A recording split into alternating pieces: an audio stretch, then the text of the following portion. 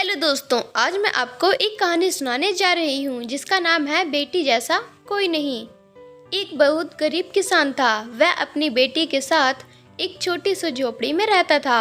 उसके पास खेती करने के लिए इतनी कम जमीन थी कि उसकी फसल को बेचकर भी उसे बिल्कुल थोड़े से रुपए मिल पाते थे। उन रुपयों से वो लोग ठीक से खाना भी नहीं खा पाते थे। वह राजा के पास अपनी समस्या लेकर आया और राजा को अपनी समस्या बताई। उन्होंने किसान को अपनी जमीन में से कुछ जमीन दे दी खेती करने के लिए। उन्होंने कहा, यह जमीन तो हमारी ही रहेगी, लेकिन उस पर उगने वाली फसल तुम्हारी होगी। किसान ने राजा को बहुत बहुत धन्यवाद दिया। ऐसे ही एक दिन वह खेत की जुताई कर रहा था, तभी उसका हल किसी कठोर चीज से जाकर टकराया। उसने वहां खोदकर देखा तो उसे एक सोने की ओखली मिली। किसान ईमानदार था। उसने अपनी बेटी से कहा, हमें यह ओखली राजा के खेत से मिली है।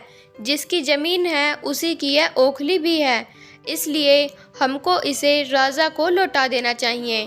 किसान की बेटी बोली, नहीं पिताजी, आप ऐसा मत कीजिए, आपको सिर्फ ओखली मिली है। लेकिन किसान को यह बात ठीक नहीं लगी। वह बोला, जो चीज़ हमें मिली ही नहीं है वह मांगने का राजा को कोई अधिकार नहीं है। वह राजा के पास ओखली लेकर पहुंचा, लेकिन दरबार में ठीक वैसा ही हुआ जैसा कि किसान की बेटी ने सोचा था। राजा ने सोचा कि किसान ने लालचवश मूसल अपने पास रख ली है। किसान बेचारा सोने की मूसल कहाँ से लाकर देता। नतीजा यह हुआ कि किसान को जेल में डाल दिया गया। जेल में ना उसे ढंग से खाना मिलता था और ना पानी। किसान को ऐसी गलती की सजा दी गई थी जो उसने की ही नहीं थी। वह खाए पिए बिना निढाल हो गया। लेटे लेटे वह रोता रहता था और कहता था, बेटी की बात मानी होती, काश मैंने अपनी बेटी की बात मानी होती। एक दिन राजा ने उसे कहते ऐसा सुन लिया।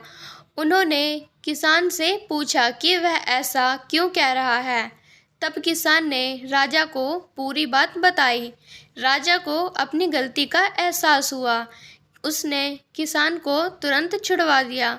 किसान की बेटी को राजा ने दरबार में बुलाया। उससे बातें करने के बाद राजा को पता चल गया कि वह कितनी बुद्धिमान है। किसान की बेटी को राज्य खजाने का मंत्री बना दिया गया। उन्हें रहने के लिए एक घर और सभी सुख सुविधाएं दी गईं। किसान और उसकी बेटी सदा सुखी से रहे।